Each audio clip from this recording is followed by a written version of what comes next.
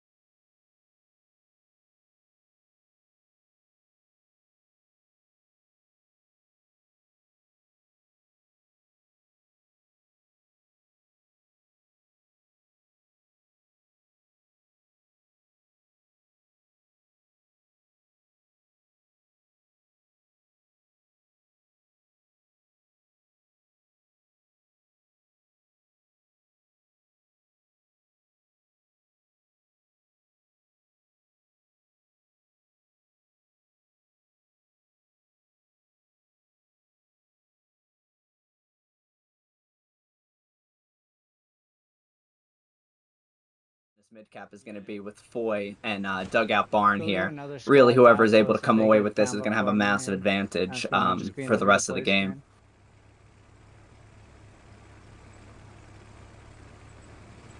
I think the key for me here, if I can point you towards our POV, we're lucky to have a tank POV, is how these two teams use their initial tanks. We've got the Panzer IV POV in Tunny.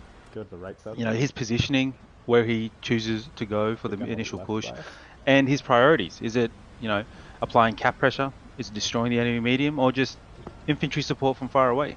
I think that can play a big role for the initial push, so I'm really keen to see how that goes. Ivan, can you go to move mark and place a Gary? Oh, straight off the bat, Kapaza gets artied. Yeah, in taking a step back, acknowledging the recap for a moment, that was a brutal moment for me. Like anytime you can't get down your first OP of the match and your squad's leading and the game is going to be the way it's going to be, it's devastating. But as we stick with Tunny here, it's like to your further, your point before. It's a big decision to make on Foy because the tank battle is going to decide so much of the game, but at the same time, like getting up there in the mix with your infantry and supporting them closely is the name of the game, and that's going to help you get the mid cap, which is obviously so critical. Got a truck going right to left. Yeah. Obviously, just to touch on the current map balance that we've been blessed with for this final, Foy itself, daytime, probably about 200-300 meters visibility there, so not the crystal clear day that you can sometimes expect, but that should probably draw us into some good long range firefights. We'll see some of them throughout the game. Decent long-range engagements with tanks out to 300-400 meters possibly, and the points layouts in itself now. Obviously, the 7th here with the Axis have a slight advantage in terms of distance. You can expect them to get to the mid-cap a lot faster than Taco can, but I think on Taco's side, despite the advantage that the Axis have, they have more concealment, so to speak, to get there with the tree line on the south western side. We'll see that become a pivotal part of the map to be controlled. But yeah, in terms of the map itself, I think it is relatively balanced. I think some people might disagree, but Foy this season, TPL and Summit collectively, we've had 9 games total, both coming out with a relatively even split of wins for either team. 14 wins for Allies and 12 wins for the Axis. So, sorry, wrong way around. 14 wins for the Axis and 12 for Allies. So a real even split there at 54%. So not too much of a disparity like we see on other maps. So in whole, pretty balanced, good map layout, good points, and for an absolute cracker. Yeah, 100%, Hump. That's actually very interesting to know the stats behind it, because sometimes anecdotally you can feel that, you know, one map has an advantage, but when you break it down in obviously these games where everyone's playing at the highest level, it's interesting to hear how it ends up actually being a little bit more balanced. And that's something I went back and forth on in recap in this video. And, you know, when we were analyzing the match or the maps and midpoints going into the week, you know, we talked a little bit about Dugout Barn, and for the Axis, you obviously can get to the point a little bit quicker, and you have that factory kind of acting as like a shield for you.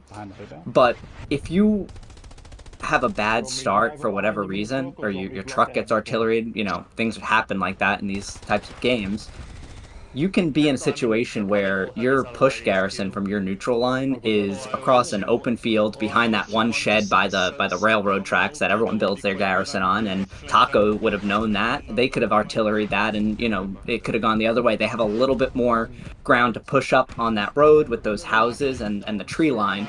But yeah, it's definitely, as we can see here, I mean, this mid cap is still going on. Artillery is still falling, and both teams are just like doing everything that they can to get 1 ounce of pressure over the enemy. The wall, the factory. They're gonna get. I just think it's a bit of a, you know, an easy way out to blame the map layout or certain maps that, you know, certain factions might have an advantage.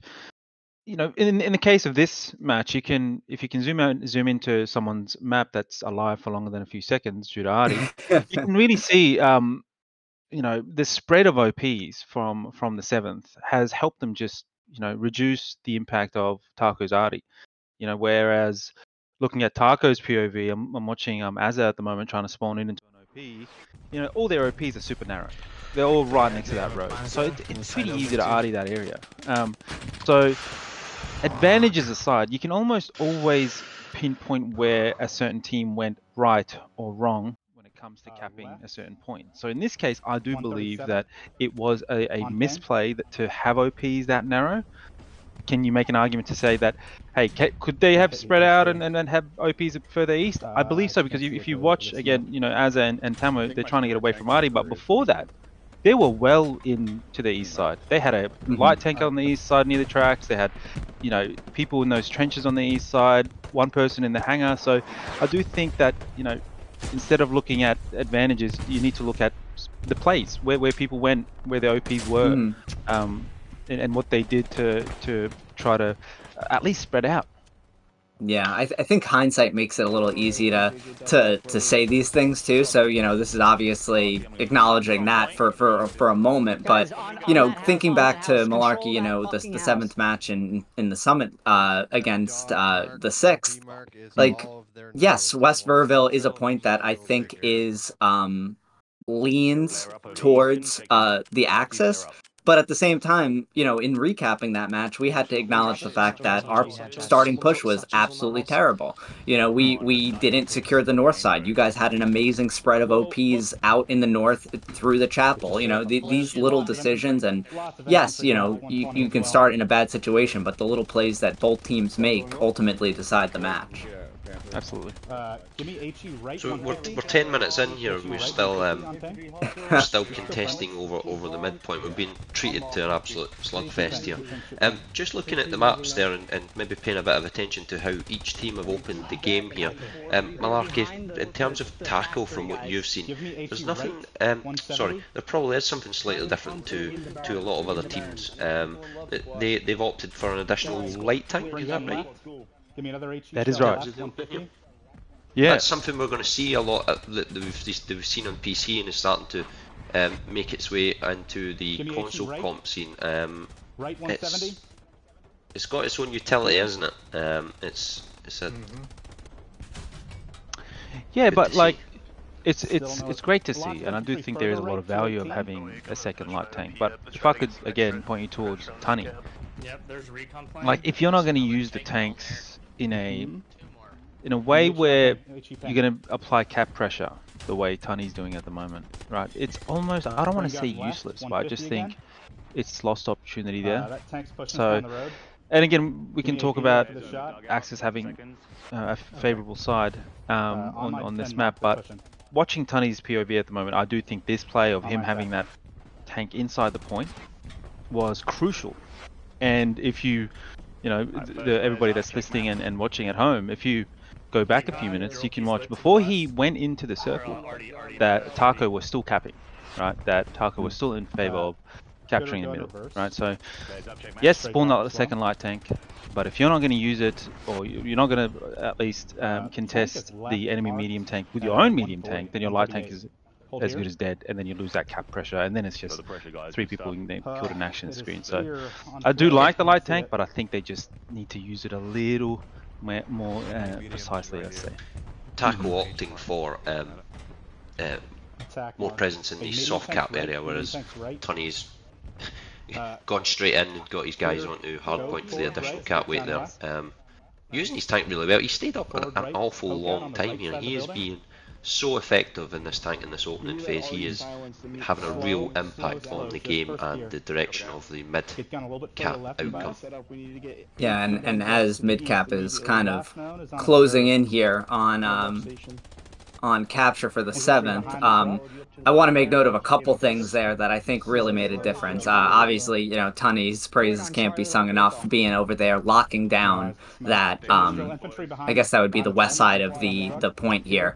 But also, JPL, man, he joined my squad for a minute there. I was screaming that I was so worried about Taco being able to get satchels up on the dugout barn wall there and potentially pop a bunch of OPs that were, you know, in radius on the other side. But bless his heart, dude, that guy heard me say satchel and he said, okay, bet. And he went satchel loadout. He took out 4 OPs with a satchel on the other side of things, and from then on, man, it was an easy ride to the cap. But that's crazy. A couple huge plays by those guys there, and you know, I can't thank them enough for their hard work in that mid cap. But Taco, man, look, I mean, we're seeing here Azza is still like kind of pushing in here, doing everything he can to try to swing it back in his favor. Another play that you know, if I could point you towards who's that, Tamo's POV. You know, the cap has gone to 7th's favor, and it's been probably a minute since that happened. But they only just managed to get on to a garrison spawn, and there was a play that is not on our screen, unfortunately, from who was in the Lux Capazzo that went south of Taco's defensive point. Yeah, and that was found their garrison. Yeah. Yeah. So you can see that, you know, having this second light tank, or using a light tank in some more obscure ways, right, can help you not just secure the middle, but ensure that their reset on applying pressure for the middle takes a lot longer. Which I think, again, credit to the 7th. We can't keep saying, you know, the point you know, favored the 7th or anything. I think they had a lot of subtle plays. The satchel, the tank, pin loaded behind the enemy. Really good stuff to see from the 7th. Yeah, we had a squad in this game, Lima, who right off the bat was kind of already on their neutral line, and as we were closing in on the cap, he started calling for infantry, and you know, you get those guys in there, you take out their neutral line, or you know, suppress their flank from the west. It's a pretty big open field, and you're making any sort of recap opportunity much more difficult. That was a big part of what we tried to do here. Another tank left, go forward. Left 150. Just paying a bit of attention to in essence, the shape of both teams. 7th opting for a much further width and trying to have more map control than Taco here. Appears Taco are going slightly more narrow in terms of their garrison and squad placements. They seem to be going focused more on a kind of sector control approach here, and the two style of plays coming head to head, maybe allowing the 7th to expand a bit further and prevent Taco from pushing. Now that the mid cap has gone the 7th's way, Malarkey, if you were in Taco's shoes now, my own approach would be you have to try and move around the 7th here. you have to try and move your guys up the northern road through the middle of the map to come in from the covered area in the southeast of Foy town centre. In terms of key areas of the map, where else or what else do you think Taco need to do here in terms of having this match go their way despite losing the opening mid-cap engagement? I think you could argue there's like two ways to capture a point, other than of course the airhead and a surprise garrison behind the enemy, which very rarely works in comp scenes. One way is just brute force straight through the front, right? And another way, which I think is undervalued at times, especially in our comp scene, is just outmaneuvering the enemy, stretching them out, right? Finding weak points, not always trying to brute force your way through the front. So I 100% agree with you. I would take time to establish, mid-map control, but go even further than that, right? It's Foy, it's open. So why not set up AT guns far away? Why not get a tank? If you can, if you have infantry presence far west of dugout, why not get a tank out west? Stretch those tanks, the 7th tanks. Force their hand to move away from dugout, so then your infantry can come in and destroy them, or can at least have a better time of walking into point. Stretch out the 7th arty, so it's not all concentrated and focused on bottlenecks where you're spawning. So I do think, like right now, just consolidate your point, control the middle, start controlling that main road, but also start forcing the 7th to stretch out. Right, you want to get them to stretch out and find weak points along their front. Get a tank involved far away on the west side, for example, and force the 7th to do something about it. Right now, the 7th are super turtled up, and they should be. It's dugout, right? They're controlling the main road, great, but now you need to outmaneuver them as Taco. Force their hand. Yeah, we during matches like this, every little advantage that you can possibly have as a team becomes amplified quite considerably. And with that, I would say it was very common to hear calls in command chat for, we don't have 5 AT guns up, guys. We need to get 5 AT guns up. On maps like this, you need to make all the advantages of all the tools that you have at your disposal. And if you're not maxed out on all those things, you're helping the enemy. Man, some of these Taco guys, man, are some incredible shooters. I just like Ozza just went on a tail here. We're watching Camo now, who's just like shredding with the bar. Some makes me appreciate how difficult it felt on my side too. It's just the patience as well from we only have 2 POVs with Taco, but I feel like they're very patient and resilient. We can watch Azza get artied over and over again, but he's never going to give up on that area. And I think they work together really well. They almost remind me, I'm from the Oceanic scene as an Oceanic team. They almost remind me of Rof's Taco, where they work really well as infantry. They, if they hear certain German guns firing to their left, they don't ignore it. They start facing that direction and start shooting to help their friendly infantry nearby.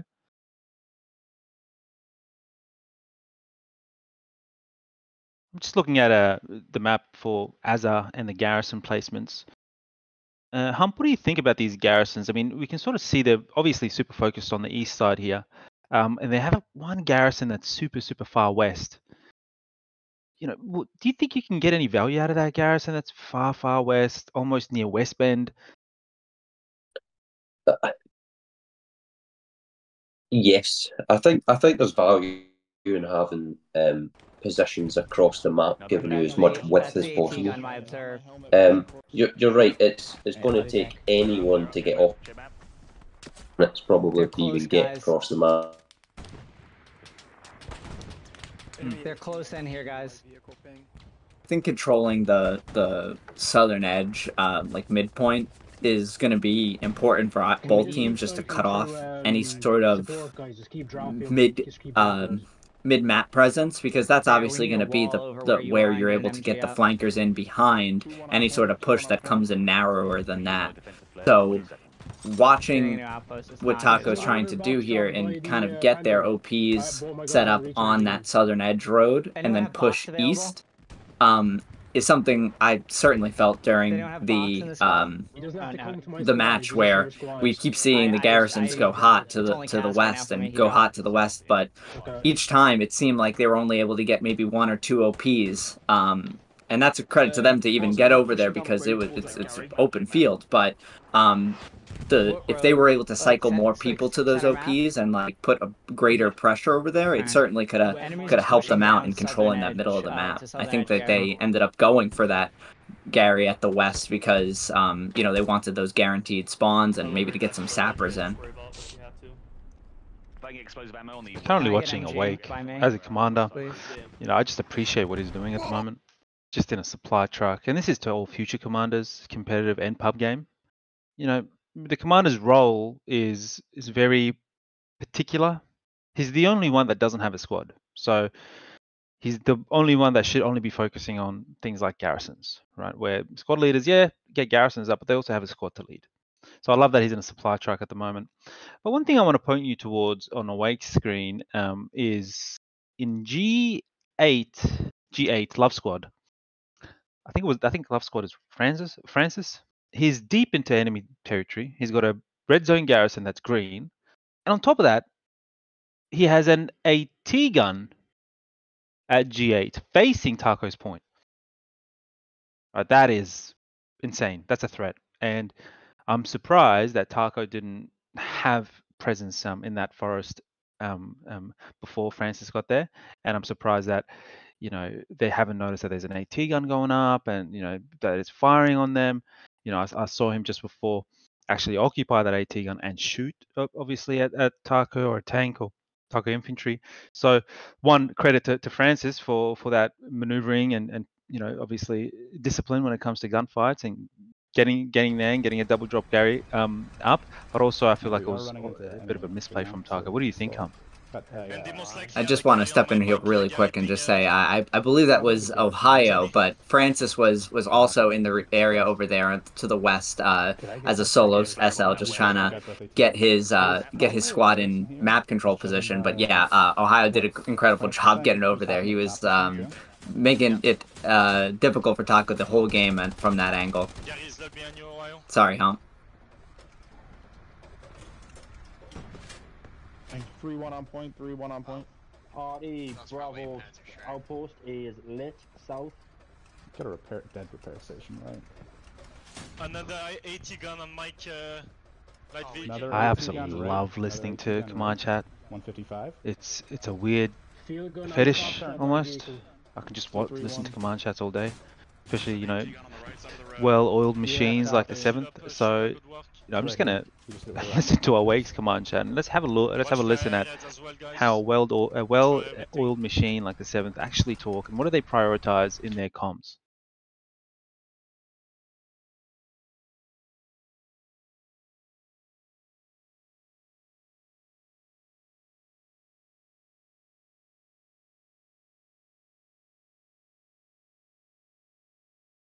I should be able to swing my Get a OP wall out a built. It would be nice like to right get here, another a barricade up on the map edge where my Barricade or is. bunker. Yeah, you hear Sugar, Yeah, do that. which is you know, he's the head of the defense there. He's out there. He's on the point pretty much the entire game, calling out chevrons for the team.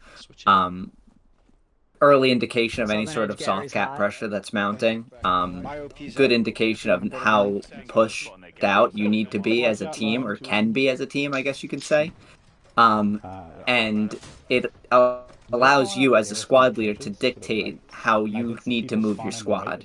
If it goes from 3-1 to 3-2, I might go from a further west to kind of pulling myself closer into the east towards the point. If I hear it go from, you know, 3-2 to 3-0 or 3-1, you know, I might push my OP up a little bit further with some fellow squad leaders and try to put the pressure on and kind of with the knowledge that our backlines might be a little clearer than they were a second ago. So those are the big things that I listen for as a squad leader when I'm squad leading in matches like this, because, you know, I have these guys in my squad and ultimately I'm the one who gets to decide where they're going to spawn. And by having them in spots where you, as a squad leader, have this information is going to be more valuable is all the difference in a match where a decision or two can determine, you know, a cap. I've got a Greyhound to the left of us. Just want to Greyhound's point trying to behind, but, Capazzo's POV at the moment. He's getting a bunker up, level 1 bunker. OMG. You know, I think there's a lot of teams or a lot of people say that fortification and buildables have limited value in the comp scene. I can't disagree more. I think, you know, level 1 barricades, level 1 bunkers here and there to create obscure machine gun angles, or, you know, protect your OP as you are doing Capazzo is absolutely vital and 100% valuable. So I think that's, I just love that we saw that on a grand final. And not only did we see it, but it also was super impactful, right? It kept your OP up. You spawn on an OP and you're protected. You have a machine gun nest, which, you know, yeah, I think it was Cass. He kept on spawning, trying to put a machine gun up, and then, you know, he'd get popped up before he'd you know, expend an entire belt.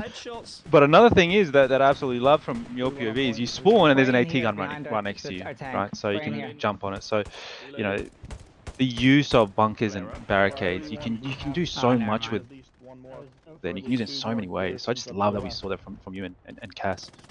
Yeah, I immediately, you know, you see West Bend and, or I'm sorry, West Bend. Sorry, Killa.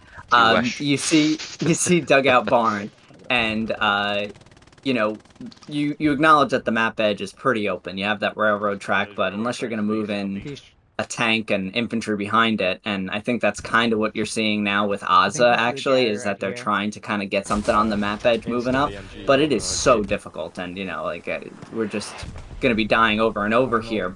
So, off the rip, I was thinking, all right, I need to get to the west, but the west is also wide open.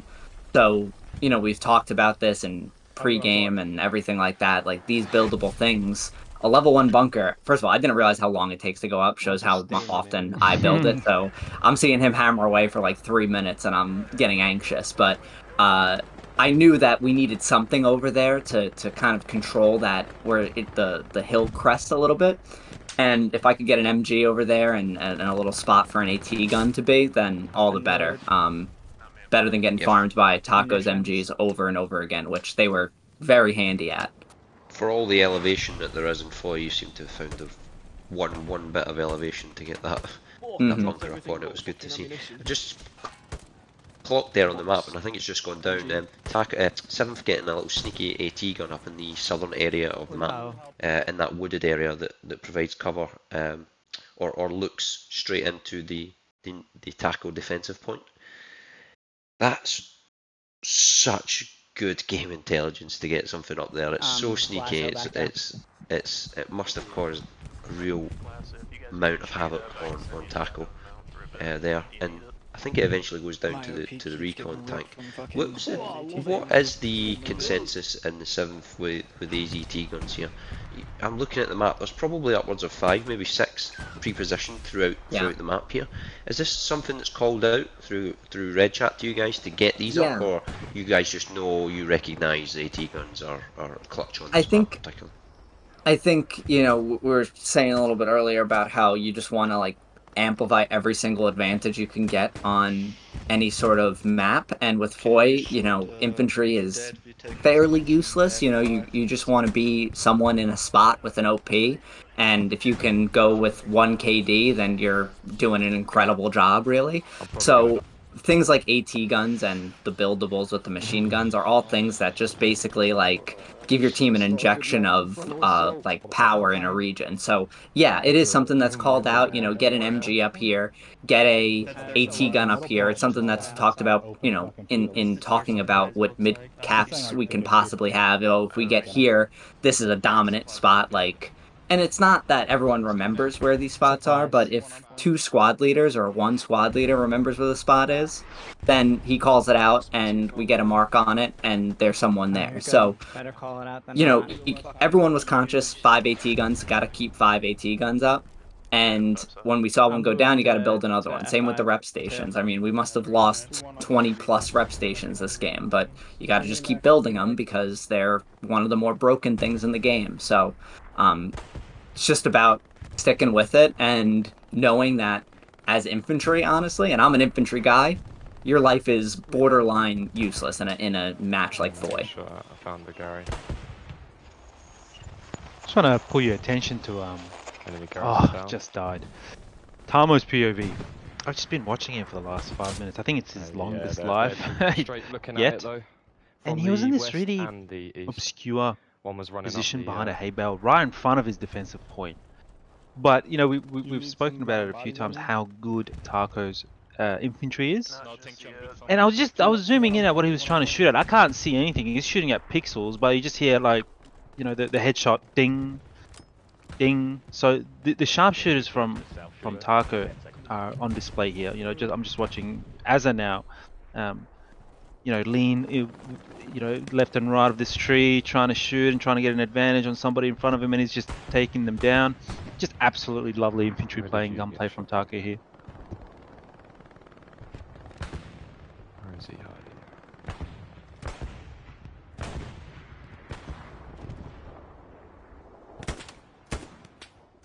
There's no one. Yeah, I'm getting pushed here.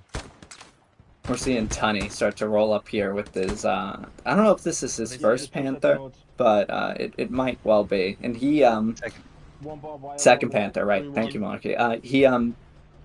He's pushing on the railroad tracks, which, as a tank, you know, it's kind of like a boring spot because infantry is going to be dug in over there, but keeping them honest on this railroad tracks is so important. And he's going to be parked here for quite some time.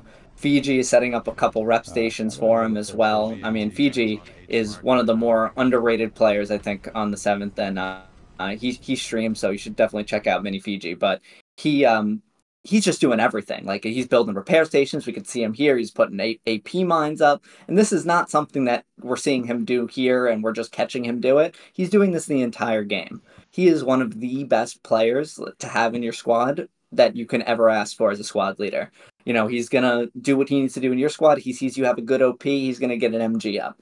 Oh, he sees this, there's a rep station went down at the edge of the map. He's going to swap to that squad, get a support box in, kill himself, get a rep station up again. Like, he is a jack of all trades to the 10th degree. He's an amazing player. And he'll die doing it a lot. So hats off to you, Mini Fiji. Just trying to get a bit of perspective here on where we're at in terms of the teams. The 7 seem to start to be encroaching towards the tackle fourth point. Sorry, the tackle point. So 7 starting to get a bit of progress into the red zone, so to speak, and tackle starting to try to establish some presence in 7's red zone. Now the Azza and the Tamo POV, we have them trying to hold that area that we discussed a couple of minutes ago. Probably the only bit of cover that you have to assault on dugout, just southeast of the Foy town. They have a OP presence here, starting to harass 7's back line a little bit here. Not really getting much traction there though. There seems to be only 3 or 4 people, one outpost. Would you be inclined to leave your red-blue line more exposed and focus more guys in that flanking element, or do you think having a small probe force there could be sufficient in gaining some ground and drawing some 7th off the line? 2-1 on point. Okay, dude. Like Pazo said, I think infantry on Foy have very limited go forward a hair. impact, let's say. So it is all about tanks, and tanks have a good time when you have intel on the enemy tanks. So I think when it comes to the front line, it is more of just a meat grinder. I think you do need to just grind it out, and there's not you're not expecting to push and cap the point through the front against the 7th, but you definitely need presence there. At bare minimum, you need intel. You need eyes saying, hey, look, there's a tank pushing. So I think it's there's a multi-purpose or multiple reasons to have a presence on the front. You need to make sure that you're grinding with the 7th. You're not giving them any breathing room to destroy any OPs or make certain garrisons hot or grenade something, or even worst case scenario get close to your tank. And also you need intel on enemy tanks in case there's any, let's say overzealous Panthers out there that try to push Taco. You know, in playing this match, it was you kind of felt Taco doing that, is trying to get those probing forces out there, and it was a lot to deal with, and it definitely took us away from being able to push down the map, because the last thing you want on a point like this, when you have, you know, what you feel as solid control, is to fumble it like that and have, you know, a small force become a big problem for you. So it took us away from doing the you know, grinding it out with them, which would have let them have more way to push up if it wasn't for the probing force that was causing it, reducing their manpower, so that pushing up was a difficult thing to do, especially on a defending force where all they got to do is hold their ground. So, you know, I always felt, and I mean this is no disrespect for any clan, you know, everyone's extremely talented at this game at this level, but if we're getting into an infantry squad or an infantry fight where it's my squad versus another squad, you know, I feel confident that my squad is going to come out on top of that fight, you know, and or at least, you know, I'll have teammates that are right behind me that are able to support me in winning that fight. So if we're going to get in that fight, that's a fight that I want to be in. It's the fights against tanks and the fights against artillery and machine guns that become a lot more difficult to win against. Is it possible to RD item? I believe that might be where the Gary is. Just watching Tunny's POV here.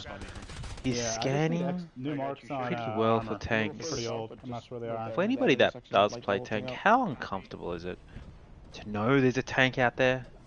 Well, you can't see it due to fog. I think it's here. Oh, there's something shooting through here.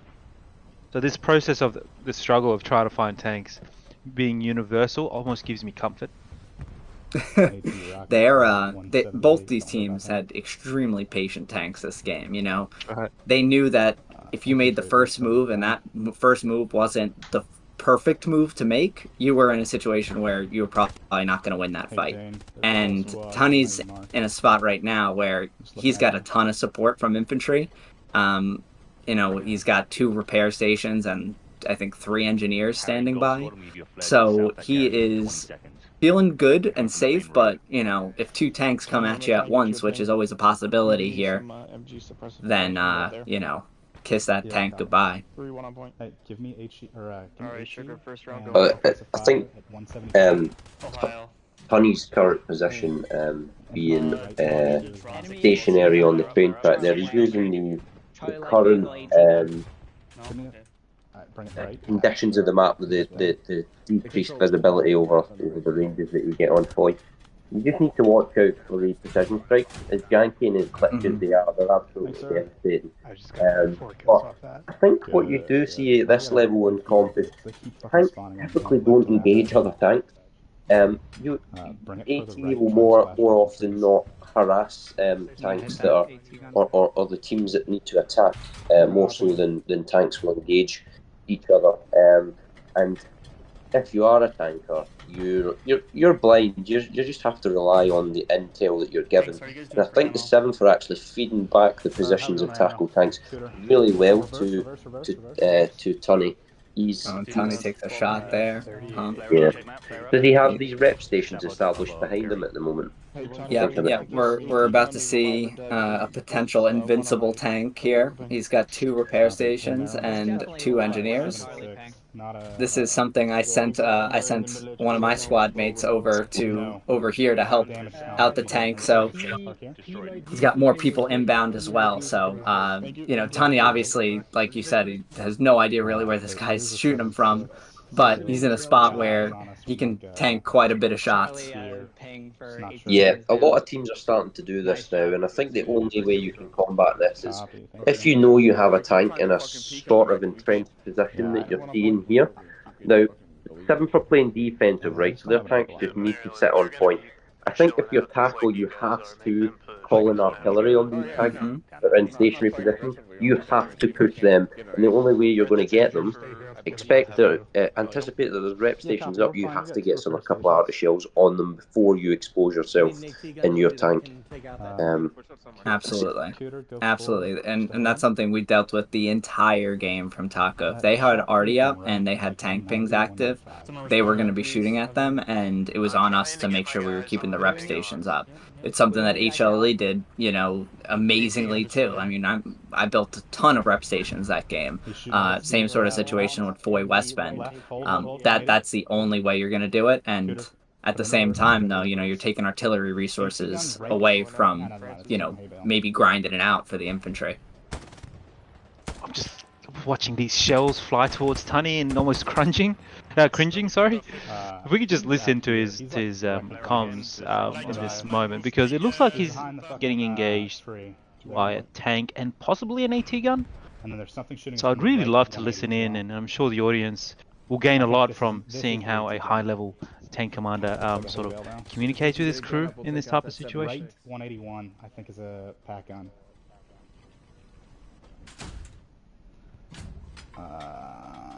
Low? That's accurate OP. Yeah. Koopa, take those rounds and then just keep walking them out. Or lasso, sorry. Enemy all the way tank to that building on the rock heavy backside. They do have a heavy tank. Yeah, on we the can take it right. out. We're just waiting on the gun to go down.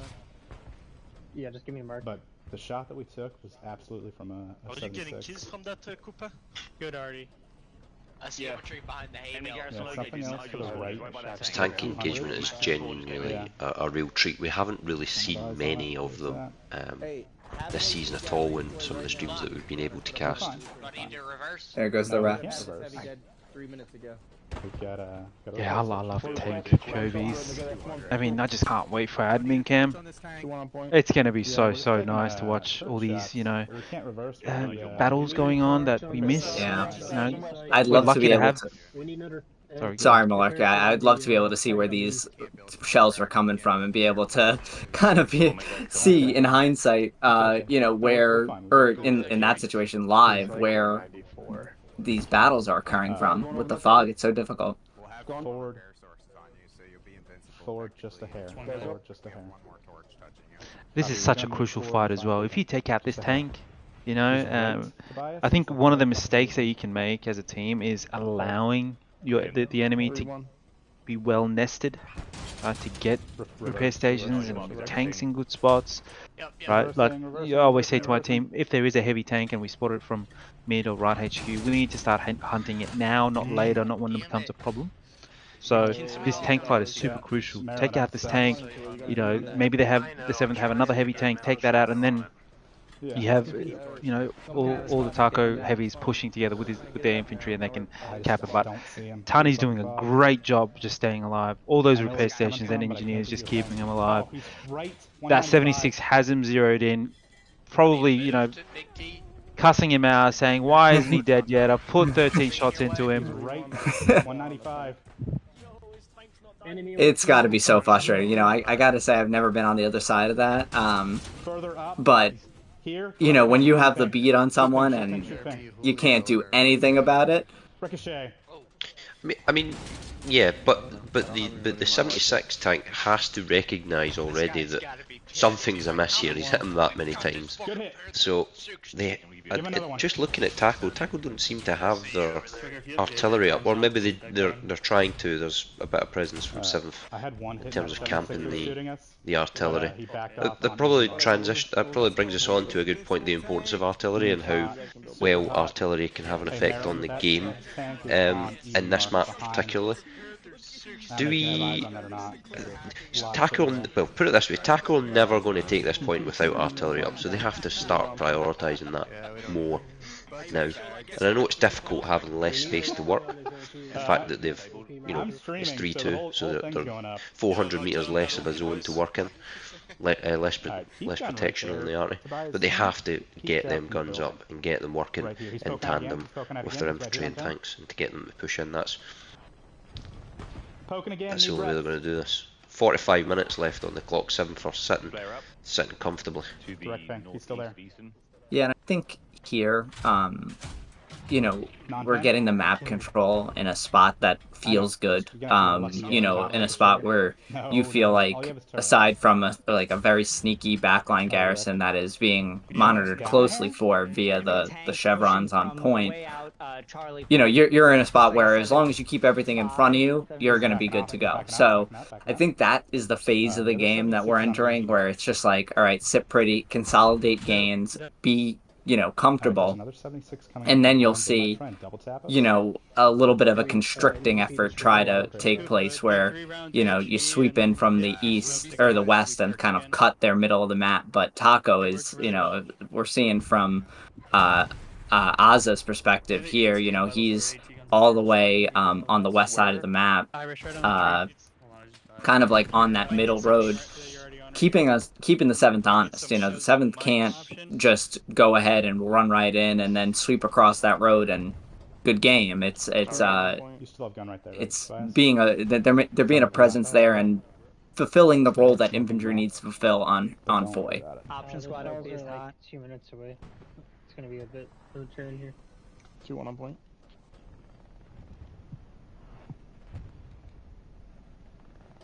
He might be peeking. Mini Fiji at the moment. Like you said, I think Fiji sort of lays, you know, a little bit under the radar at times when it comes to the 7th. And that's just credit to the 7th. They've got so many big names and amazing players. But Fiji is almost the heart of the 7th. You know, without infantry like him, where they do not just the dirty work, but they do the hard, you know, the hard work really well, like, you know, snipe with their rockets from far away, destroy tanks, kill infantry, but also they're willing to put repair stations up. So I've just been watching Mini Fiji just sort of almost welcome the grind, if you will. He's always in very, very grindy positions on the front. Artie hitting him left and right. He's throwing rockets at the enemy, dying, respawning, doing the same thing. You know, next respawn, he's going back and building a repair station. And I just want to, you know, give him a bit of credit. And for any up and comers who are, you know, not sure how to improve their gameplay, I want to point you towards Fiji's Twitch account. And you know, he's got so much content.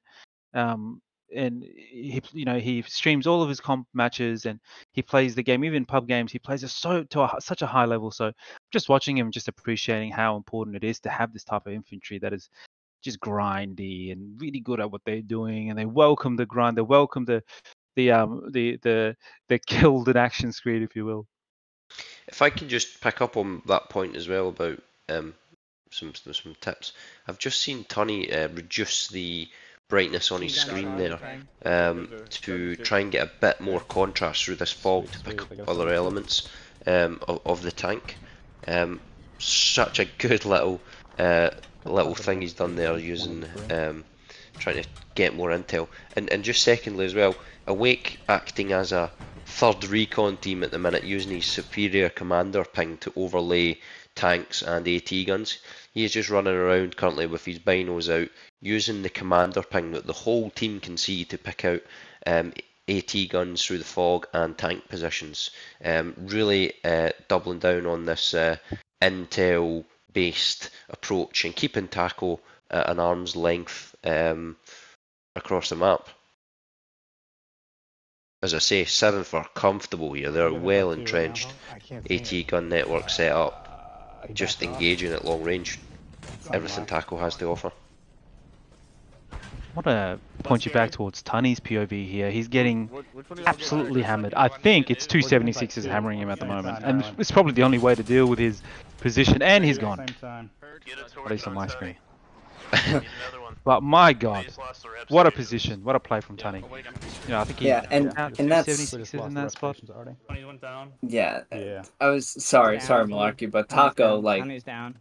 knowing at that point that there was multiple repair stations and saying, all right, you know, I wish we can see a perspective of what they were doing there on the armor side of things, of probably working together, peeking at the same time and saying, okay, this is where he is, this is the mark, angle your gun, all right, pull out first gear, park it, get the shells in, and take them out. I mean, really great work. I think that's like next, like, there's advanced gameplay, right? Two But then there's 76ers like going above map that, edge, you said? and I think one of those things is double peeking together as tank crews. And I believe that's what they did for Tunny. So again, credit to Taco. You know, they're not just great sharpshooters. They also obviously have some great tankers. And I think they recognized that Tunny needed to be double peaked, but I wish they recognized that a bit earlier. And then hopefully, you know, save them a 76, save them maybe a few AT guns and gotten the upper hand a bit earlier. But again, yeah, credit to them too on that double peak strategy. It was needed. You couldn't do anything else. And as we're looking at Ozzy here, you know, he's towards the map edge side of things, and he's trying to just kind of hold that map edge, but it's again so open. I think he's trying to take advantage of the tank being down now and maybe try to pull some ground. Interesting to see, you know, from their side of thing, what's going on. They're obviously still keeping their Western presence, but in general, you're seeing a lot of leaning on walls, leaning on trees, and not a lot of movement. And I think right now, the maneuvering is becoming an annoyance. Like, you know, you can only die so many times as infantry before you just start to get like, all right, I'm gonna hold down this spot and try to, you know, right the ship a little bit. But by settling down, you're allowing the enemy to take that ground a little bit more easily.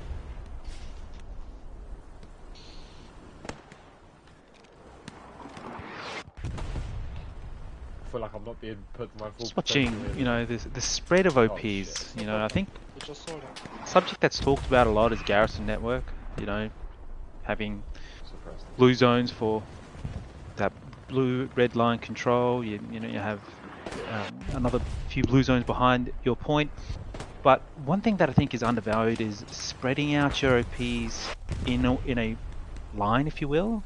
And I think 7th are doing that really well. And it almost creates this, you know, way of just, if you just open your map, whether you're infantry commander or a squad leader, you can almost tell where your area of influence is for the 7th. Right, you know, you've got OPs there. across your point, but also encroaching into the red on the west side, right? And then it allows the commander and the highly aware squad leads and tank Just crews leave it here for now. to, you know, start to focus their resources when it comes to their players and manpower in certain areas that are struggle points, right? Hey, look, we can't seem to push the enemy in this area. These OPs are a bit further back. These OPs are successful at pushing the enemy into the red. You know, let's put a tank here. Let's get more people on these OPs to push the enemy back. A bit harder to do on Foy when it comes to infantry and using your resources, your infantry resource. But for other maps where you have a solid line of OPs and you can naturally see where the, you know, the battle is going on. This OP is hard. That OP's been pulled back a little bit. It's super crucial, I think, and I think the 7th are doing that really well. And also Taco, but I think Taco are just struggling a bit to spread out on the west side or middle of the map. It is a difficult proposition for them with, you know, their defense point being what it is on the map edge like that, and then obviously everywhere to the southwest, south, really east for the most part being a completely open field. So maneuvering out of there is important because getting trapped inside of it means, you know, becoming a fishbowl for artillery. But yeah, I mean, they are definitely struggling to maintain that Western presence right now as, you know, they kind of try to repel the main road push. This fucking machine gun. Yeah, if Taco want to take this, or Taco want to take this point, they have to prioritise that road.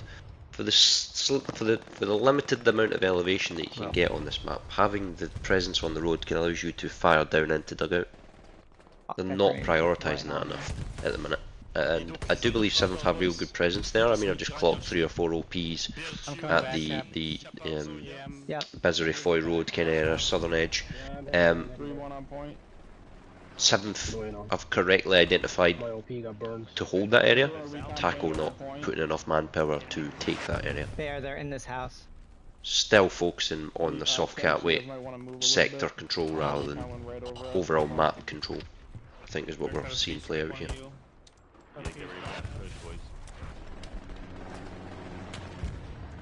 So, Hump, you know, you play Commander a lot, and I recently heard that your record as Commander has been pretty good in TPL. So, if you were in Taco's shoes at the moment, in Monkey Tennis's shoes, is there an area that you would maybe start to ask tanks to move to, or more infantry to move to in your blue zone? I'm talking about blue zone because, yeah, it's easy to say, hey, look, we need more control in the red, boys, let's get more map control in the red, but like it starts with the blue zone. As a commander, is there an area that you're looking at from Taco's POV where you say, I think they need more presence in this blue zone area here?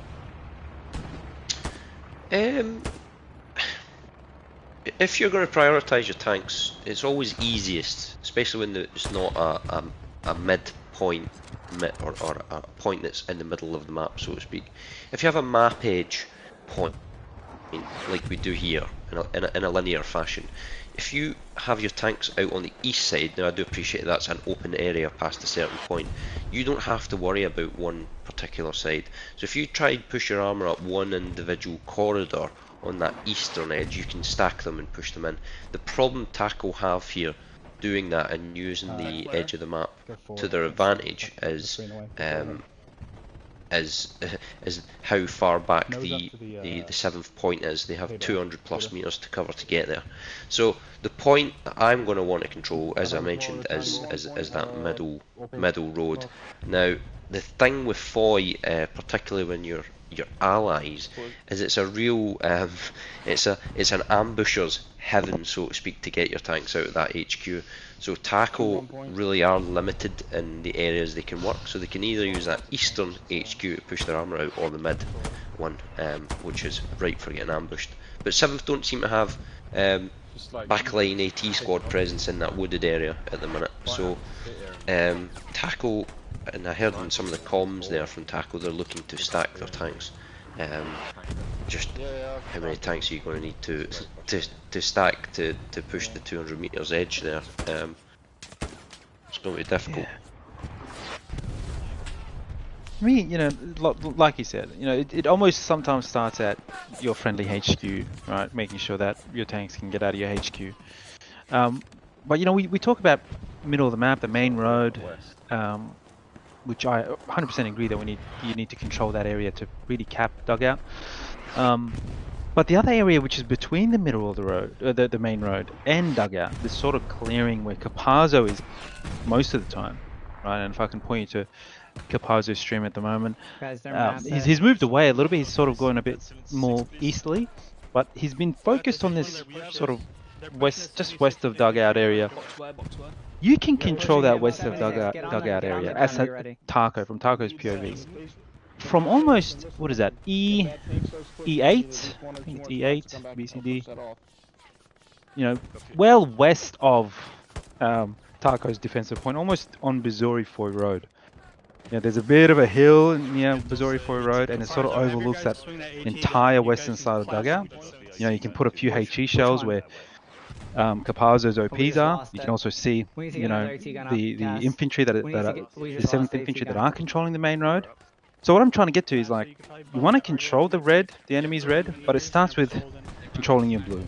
It starts with good positioning in your blue, right, and putting tanks in these crucial areas to help you push up to as infantry. But what I'm seeing from Taco now is they're super concentrated on the east side of the map. Right, they're stacking on their point, like you said. Do you think that that's because maybe the 7th have presence in mid HQ, or is it maybe a, lack of better terms, a misplay from Taco? 76 on Charlie, Peng. It's difficult. It's easy for us to quarterback in it a bit. I bet Taco are doing everything in their power to get out of this pocket, so to speak. It's just really tough. 7th are just so established here in their positioning across the map. If you look at where they are, they are 100, 200 meters away from their strong point. There isn't much presence in their strong point. They're spread out in such a good line here. They're just picking everything off from Taco. Taco have to use the tools they have available to them, i.e. arty and tanks, in a coordinated fashion here. They need to start picking off these AT guns and start getting some clearance going, but it's difficult. Perhaps there's maybe a bit of utility in getting a couple of mediums out and using their smoke shells. I don't know if that's a possible option. Shadow just died. Mediums against the Germans is always, you know, an issue. Obviously, with the Panzerschreck being so much more powerful. If you have a fuel problem, or if you have players allocated to play tank, you could 2-man up a medium, have it sit in the wooded area, and just smash some of them 15 smoke shells out at a time and a place that you kind of agreed to try and attempt a push. It's use it or lose it situation for Taco. If they keep trying to stack their heavies in one position and push from there, they have to build up that force and get it out. If it sits stagnant or not being used, they'll get picked off one by one. Yeah, and looking, I caught a glimpse really quick of a wake in his map, and it looks like 7th is sitting with a little over 1,000 fuel, or at least when I saw it was a little over 1,000 fuel. So I got to check in with what Taco's fuels are sitting like for their team. But obviously, if you have 1,000 fuel with 30 minutes remaining, you're in a good spot as a team. Absolutely. Oh, why did it have to be on this map? Why? I think that's something that isn't appreciated a lot. I'm sorry again, Malarkey, but you know, as a squad leader, as a general infantryman, being aware of your node situation and your resource situation could really impact how you decide you want to play, you know, your upcoming lives. I know there's a couple situations where Taco took nodes out for us, and, you know, I sent people back to build a node or two, and at the end of the game, they did it the same way, but at that point, we're like, all right, just build a node on the point. You know, min-max your utility at that point. Hey, I got a I'm sending cast. Probably looking to S4. There's been discussions between the various comps on like one-man RT, non-destructible nodes, etc. Do you think that might inhibit better gameplay going forward? Like having the commander with more munitions available to use his abilities, or reduce that artillery look? Do you think that's something that might be conducive to better gameplay? Not to touch on the current game that we're watching, but as a possible remedy for some of the things we're seeing here. Yeah, look, I don't see how it wouldn't be. Not only is it proven in the PC scene to create better gameplay loops, if you will, but if you think about it as a commander hum, you know, having more supplies means allowing, you know, your team to create more opportunity, whether it's with a bombing run, airhead, which it's exciting, right? It's a lot, you know, more enjoyable to actually play and use these abilities than just sit there trying to manage resources because your nodes have been taken out. I mean, I think there's an argument to say like, oh, taking out nodes is part of the game, which it is. But I think if we're trying to improve the competitive scene, I think it is something that's at least viable to look at for 1 or 2 matches for each team, right? And in your scrims and your training matches, try it out. See how it goes. I think it creates a different layer for the commander and also the team, right, that you're not used to. And I think it is it's a welcome layer, if you will, and it's a welcome feature when you stop worrying about nodes. You can use your second recon team, actually play recon as per their role instead of just Arty, just killing Arty all the time, dying, killing Arty. You know, to have, you know, to be grinding the front, not due to Arty, but due to gunplay, due to good tank positioning. Yeah, I welcome it. I was strongly against it in previous seasons, but since I played it once against 9 May, we tried it out. It changed my mind. Absolutely loved it. Everybody loved it. So I highly recommend at least giving it a go. Yeah, we yeah, could. If it increases the fun level. Yeah, rocket, I can take it. We'll talk a little bit more about, you know, the path ahead with Season 4 approaching, you know, sooner than later. I think we all needed a little bit of an off-season here, but at the same time, we play this game for fun and we enjoy the game, so the sooner we could get back into it, the better. Yeah, I'm dead there. Joining back here, it looks like Tamo is out here on that one broken house to the west of Point. He has his OP over there as well. So what we were saying earlier, he's trying to break out of that being meat grinded on the point over here, and it looks like in general, looking at some of Seventh's maps here and there, there's a bit of a buffer between where his OP was there and where the Seventh's OPs are, but the positioning is such that the high ground is on the Seventh side of things, and the machine gunners over there are pretty content just to sit on that fence line or on some level 1 barricades and just try to keep them fixed in position, and then call in artillery, wait until they get tired of getting blown up by artillery, and move back closer to the point, move artillery closer to the point, and then fishbowl them. Drop a box behind the heavy. Seems to be that Taco are starting to get more of a stack going on. Looks like there's 2 heavies in the round point. The further forward heavy 76 using the building on Orth to kite and engage Tunny, sorry. I think that was yeah, they're making attempts. It's difficult. There's 20 minutes left to go essentially. Taco need to Hail Mary something maybe here. I've just been watching, I think the most 2 grindy POVs that we do have, which is Mini Fiji and Azza. And I just want to, pick and choose whoever you want to watch. Let's watch Azza, for example. Just appreciating the resilience, right?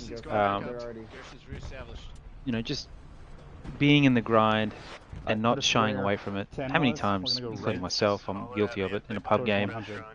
You find a position where it's grinding, and you're like, I can't be bothered, and you just flank around, right? But they know the importance of that, and I just want to highlight that and congratulate them, and job well done to Azza, Fiji, and Tamo.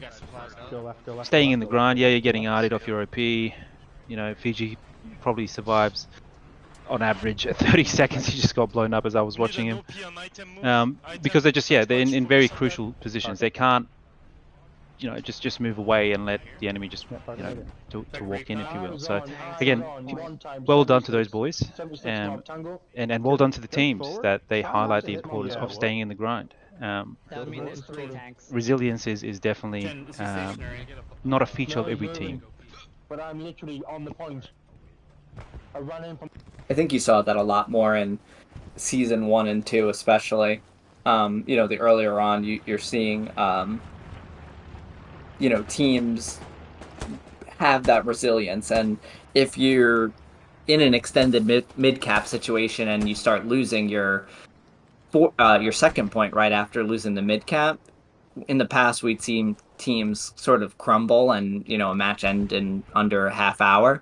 But now you're seeing teams understand that in a 90-minute match, it doesn't come down to the first 15 minutes. The first 15 minutes are obviously incredibly important, but there is a long game to be played. If you hang in there and you stick with it and find your opportunity, it'll come. But, it doesn't come from you panicking and worrying about winning right now. It comes from you setting yourself up for a situation where you'll have an opportunity to have that critical moment. And it's happened all season long. These teams are at a level at this point that is higher than they've ever been in the past. Yesterday's 5-0s are today's 3-2s. So, you need to have that mentality in these games where everyone wants to put the pressure on the team, go for the 5-0. It's fun. But at the end of the day, you need to get the 3-2 to win the game. And teams are aware that it takes patience and resilience and setting things up to get to that point. Taco trying to attempt to thin the line out of the defence. Just had a precision strike that looked to have been successful on one of the Panthers. Not Tunny, but the other one. Did I not shoot him? No. Did I not fucking shoot him there? Going blow for blow. The Taco tankers, they're stacking on their defensive point. The 7th tankers are stacking on their defensive point. You could say they're playing it right, but I think to break the deadlock, there needs to be a change. Something needs to happen to change the ebb and flow Can we get some front of the door game at the players moment. up when you get a Whether chance? it's You an can. airhead, which I think it's a airheads have very limited success in comp Front matches door because flares, if you we can. become smarter as players. We hear a silent plane, we look up. We know usually there's a bombing run that accompanies that airhead. So really, you're only left with, especially on four, I think tank positions. I would, you know, as a commander, I would ask one of my tanks to take a bit more risks at this time. You know, 20 minutes left. Yes, it's great to stack it. Let's stack. Let's have 3 tanks stacking or even 4 tanks stacking, right? But we need something else. We need maybe that default medium. Let's use that, change an infantry squad to a default medium and flank around. Just get them to stretch out a little bit to get the tanks to move away from their nested position. So right now, yeah, I think it's, you know, blow for blow. One tank is dead. Yeah, right in front of me. From the Taco's POV, then, you know, Honey's tank it gets destroyed, and then there's an OP. it's just one for one, and there hasn't really been much of a change on the front, and you can see it 18 minutes left. The front's fairly stable on both sides. Frosty, I need it. To strangle them, boys, but do not be over aggressive with your OPs. Please. No OP. We're seeing here on my perspective, you know, this trench here was pretty important at this phase of the game. At this point, I was kind of thinking, like, to play like a plug for the attack, and just try to own that region of the map and that house and that trench. And it's actually funny looking now with looks like Tamo and Azza were there for a good while, and our 2 squads were going after it. Ended up losing their OP though, and you know, 7th was able to retake that little bit of ground there. So that little micro battle is something that is consistent throughout the whole game, and you know, in the end, that's the first step that Taco would need to take if they're gonna establish anything on that road. And it looks like the 7th OPs are, you know, well positioned into Taco's blue zone. So there's a lot of pressure on Taco at the moment. You know, they're starting to lose that main road control. You know, there's a few OPs on just west of Taco's defensive point. So there's a lot of pressure, and you can feel it from Az's and Tamo's POV. They're almost hugging trenches where before they were sort of running through empty fields and they're pushing now. You know, picking off people from far away, and now they're doing less of that. Now they're getting artied on, you know, on their garrisons. So it's really interesting to see what they're going to do to break out of this encirclement, if you will. Are they going to focus west, or are they going to keep focusing on the front, just pushing north? I do think they need to start focusing a little bit to the west, saying, hey, let's wipe these OPs that are smashing us from the west side of our point, and let's start getting back control of that main road.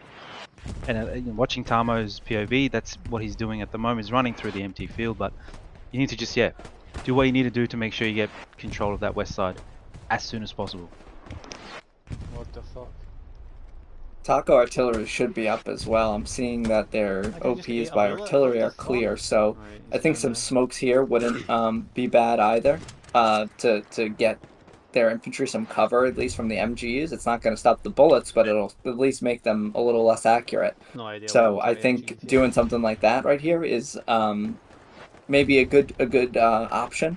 And you know, we're seeing these guys absolutely fight it out on their point now. So 7th Infantry getting a little bit close.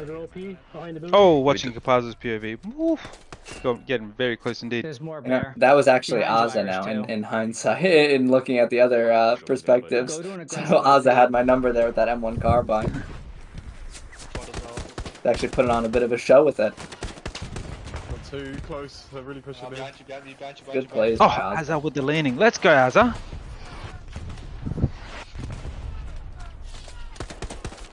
He's obviously a great player as well with you know, his swap to engineer here with the intent of getting some AP mines up, but really just doing a great job. No HUD. Oh, it's a sensitive subject, isn't it? Do you guys play with HUD? Of course. Or I need the HUD. got It makes my editing a lot easier.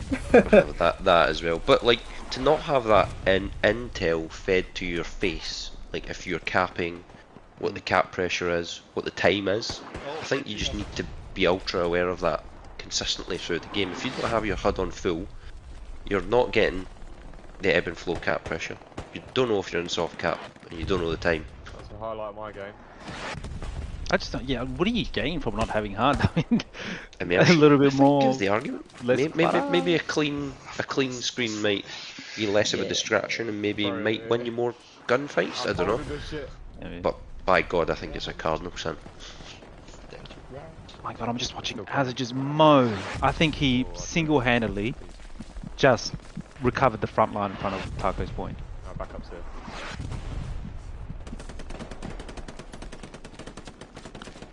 And with the M1, really trying to get a peek of Taco's resource level at the minute. I think they're resource rich in terms of munitions. I think they're about 400, and I'm also distinctly not seeing a lot of commander abilities from Monkey Tennyson in terms of bombing runs and stuff. Now I know they're redundant and your artillery should be favoured, but I don't think their arty's up enough either. They need to start dealing damage to the 7th point. Stop allowing them to build up with rep stations and bunkers, etc. I'd like to point you towards Capazzo's POV here. He's going up, he's running straight towards Azza at the moment on that road. You can almost see Azza's OP behind that building. I don't know if he knows, but there's an OP behind there. He gets his grenade out. Come on, Azza, spawn in. We need a gunfight. Smokes up. I was so worried here. I was like, I'm just gonna hold this ground. I'm gonna make sure that nothing gets past me. And I think I was in like a very tiny squad at this point, so I was just playing a supporting role, making sure that the guys that ran in front of me didn't get popped as they were running, and just try to cover them as best I could. At least give the illusion that I was covering them, make them feel better about running out into this meat grind here. Especially when you see that tank and you mark it up, you know, it's like, well, you can't really move up that well anymore. Let's focus on just holding the ground. I think that's also, a lot of players don't recognize how valuable it is just to stop moving. You don't need to always be moving forward. Hold the ground, right? And, you know, recapture the momentum a little bit later on, whether it's destroying this tank first or waiting for a tank to come and support you, or whatever it is, maybe a well-placed grenade from your friendly infantry to regain the momentum to move forward. I think the really good players, they know when to pause and when to start running, and I think you showed that pretty well there. Well, thank you. I try to do what I would call, like, you know, just T-Rex mode, where you just stop for a second, look around with your eyes, like actually move your eyes around your screen and see if you can pick up any movement. You know, a little left to right, right to left movement can tell you a ton when you combine that with looking at your map. You know, you see a bunch of left to right movement, you see 1, 2, 3, okay, that might be an OP over here on this building here, because at the end, there is human nature that goes into this game. A commander, when he's faced with the map in front of him, and he can drop it between, you know, in what looks like a cluster of buildings on the map, or what looks like, you know, a hedge line, he's probably going to do the cluster of buildings. So you see that, you're like, okay, he dropped supplies here, 200 meters from there is here, and then you uncover an entire garrison network. You know, these little things that a commander can do is helpful to a team, but you also have to be discerning with when you want to use it. Hopefully we've got some footage here of Azza. Azza is right in amongst it here with, he is going toe to toe with this carbine.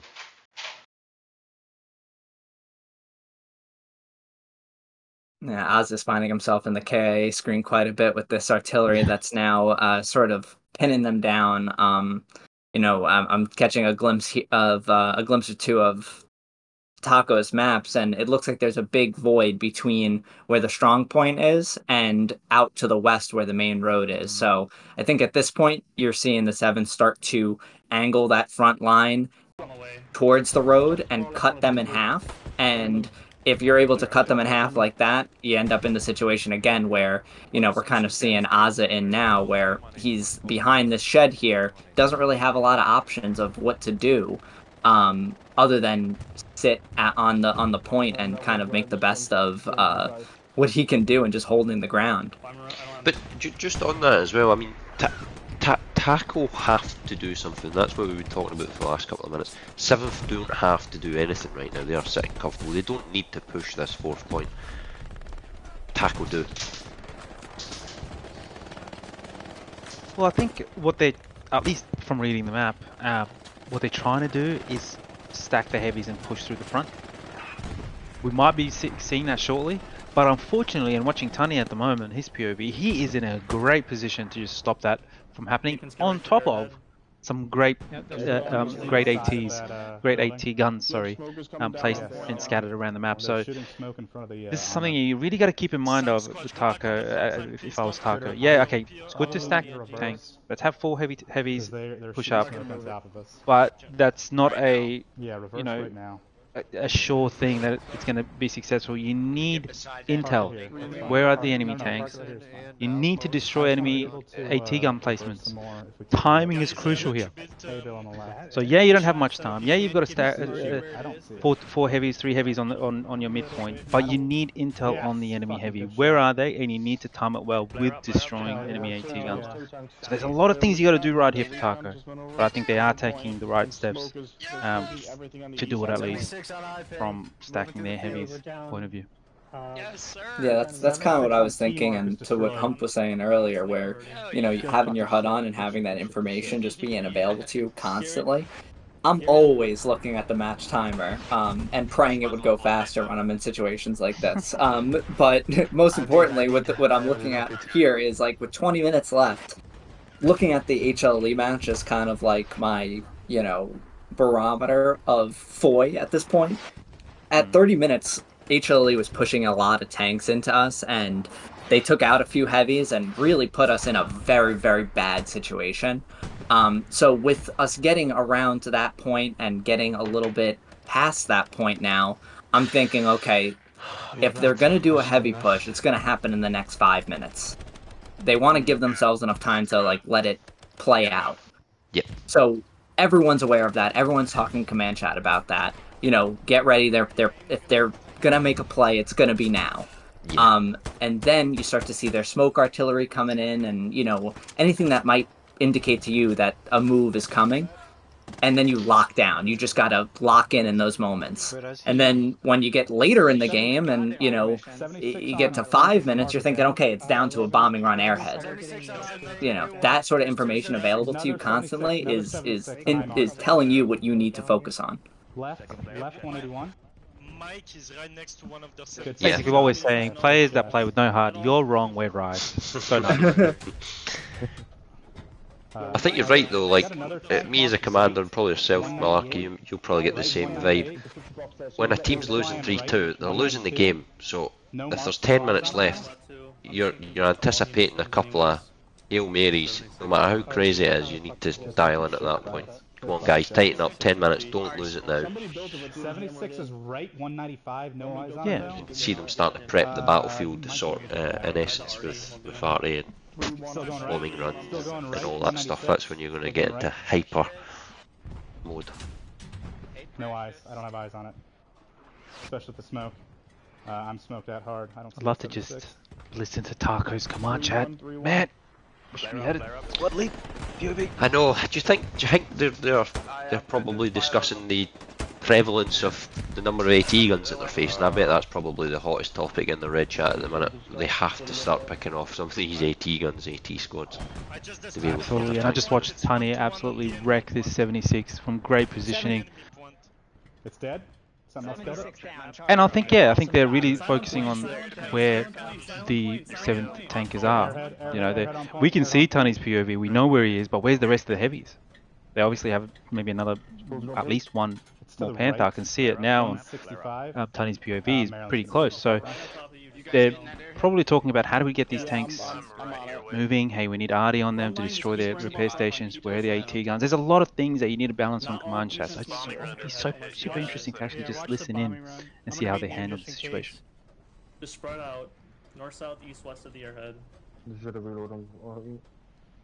Or watching Mini Fiji. One rocket into the 76. There's a bomb. Second rocket. Oh!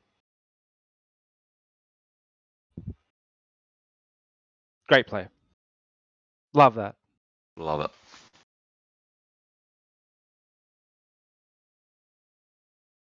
You know what? And he deserves it. He's been on that grind, on that front for so long. You know, being super patient. And then when he did decide to move, he was in a great position to take out a 76. And now he's well into Taco's point. You know, starting to capture, talking about where is the enemy garrison.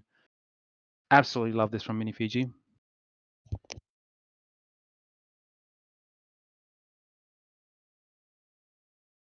Splash the fuck out of that garrison mark, please.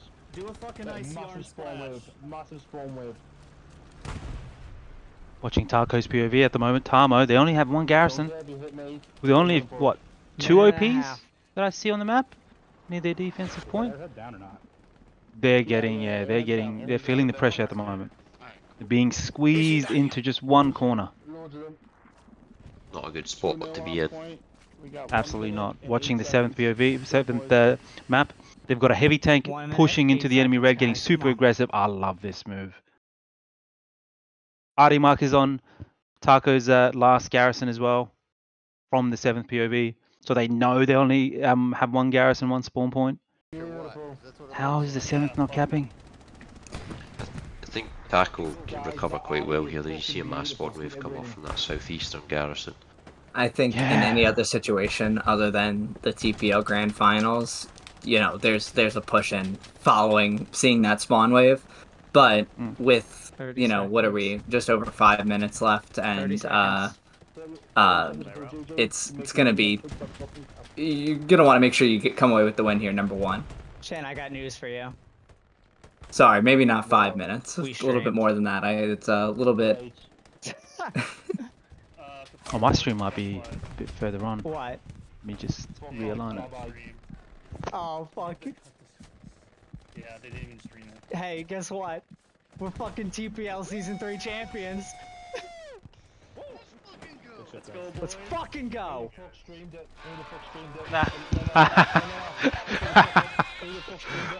Love that. Shit, I've got a bit of news for you. We streamed.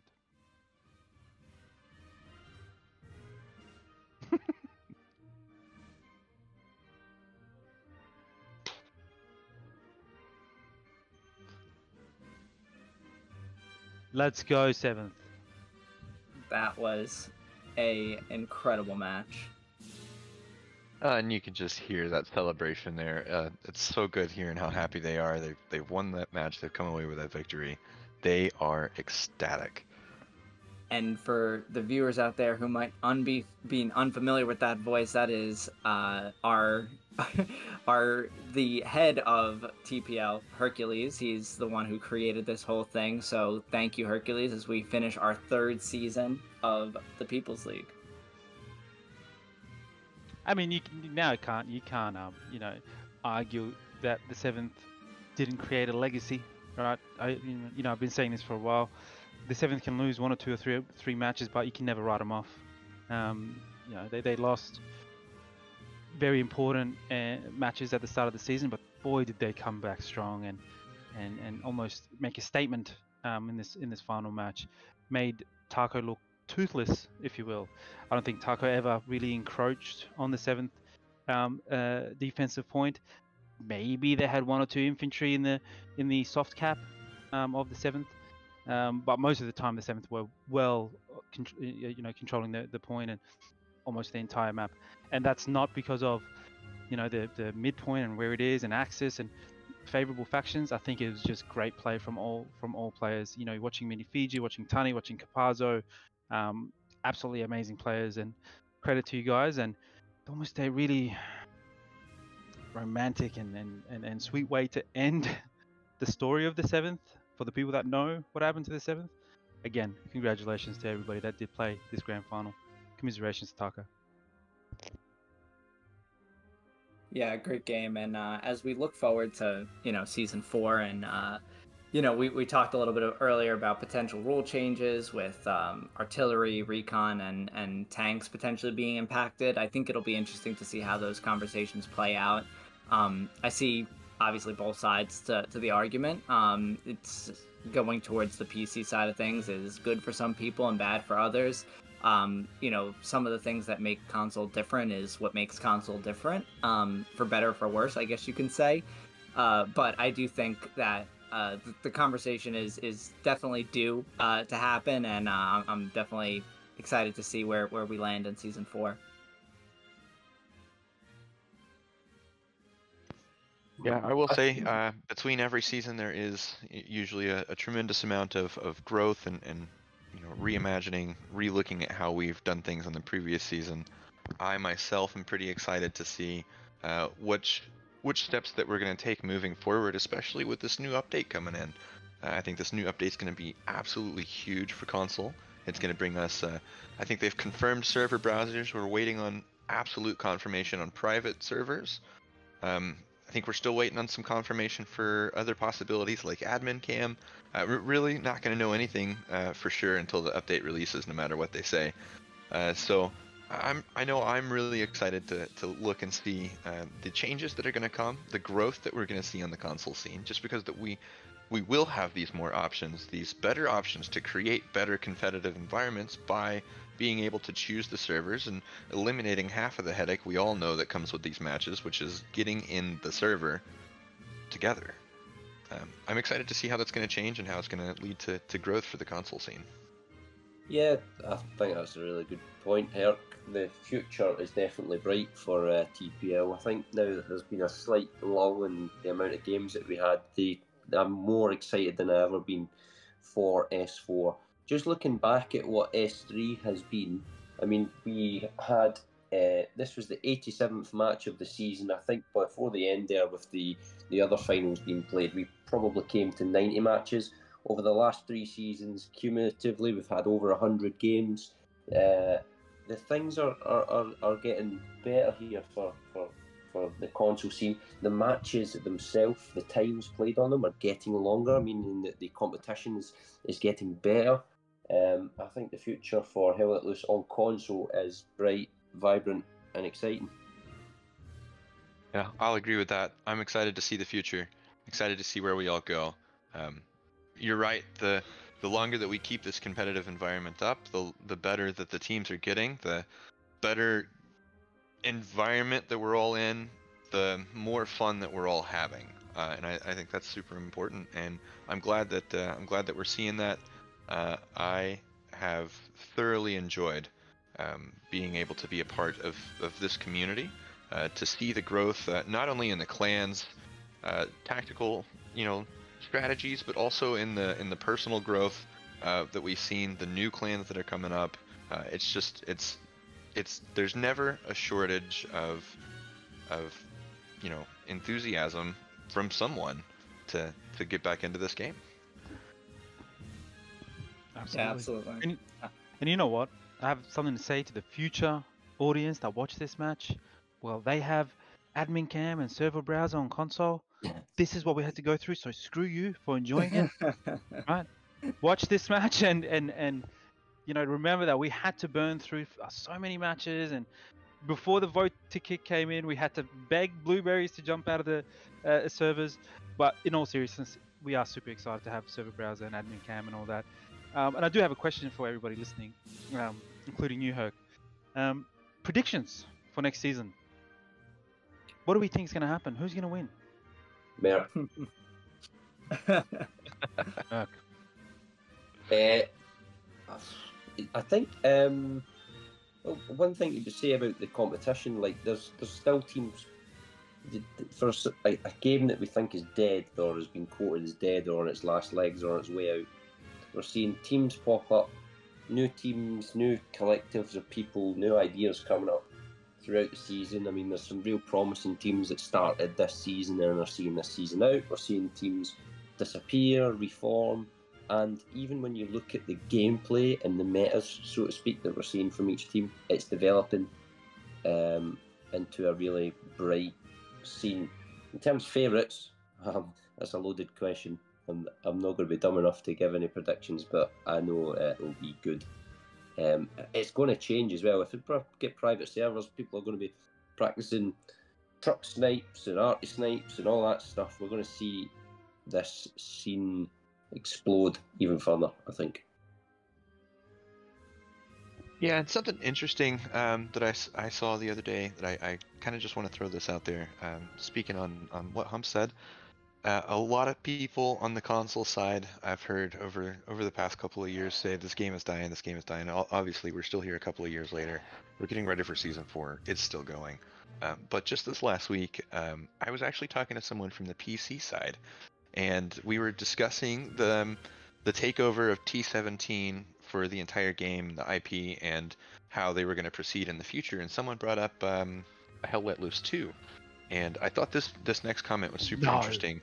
Someone said, there's not ever going to be a Hell Let Loose 2, or at least not in the near future, because Hell Let Loose still has at least 10 years of life. And hearing that from someone on the PC side, compared to what we normally hear from people on the console side, it's a completely different viewpoint. And I think that the upcoming updates is going to bring that life, that energy. I think that's going to bring that to the console side. We're going to start seeing people say, hey, there's a lot of life left in this game. We're still enjoying it. Let's keep playing it, and it's going to get better. Even though it's already gotten better from where it was, it's going to continue to get better. We're going to start seeing a change in mentality, and I'm excited to see that. I hope that we have more people who believe the life of the game is there, because I do. I know I do. Yeah, well, there's one thing that's for sure, is that as long as competitive Hell Let Loose exists, and our community that we've built all together as competitive Hell Let Loose players and people in the clan community, then the game will be alive to me and for many of us. So that's one thing that I think admin cam and server browser, when and if we get them, we're apparently right around the corner, but I think that'll breathe so much additional life into this game, into the strategies that teams could come up with, and most importantly, the broadcasts that we can bring on a more regular basis that encompass everything that we want to see from these matches. So, with that, we will look forward to Season 4. I want to congratulate the 7th Legion for their 3rd championship of the People's League, and, commiserations again to Taco for an amazing inaugural season of the People's League. I think a lot of people knew that you guys would be amazing competitors, but to find yourself in the finals with your first season in the main TPL is truly something that you can hang your hat on and be proud of going into Season 4. So with Season 4 coming, we have a lot more clans coming about and joining the circuit, so excited to see some fresh faces and some familiar faces and new places maybe. And until then, though, we will certainly see you then, and I want to thank you all so much for watching. This is Caparzo with the People's League stream with Malarkey, Hump, Hercules, and Killa, and we will see you in the next one.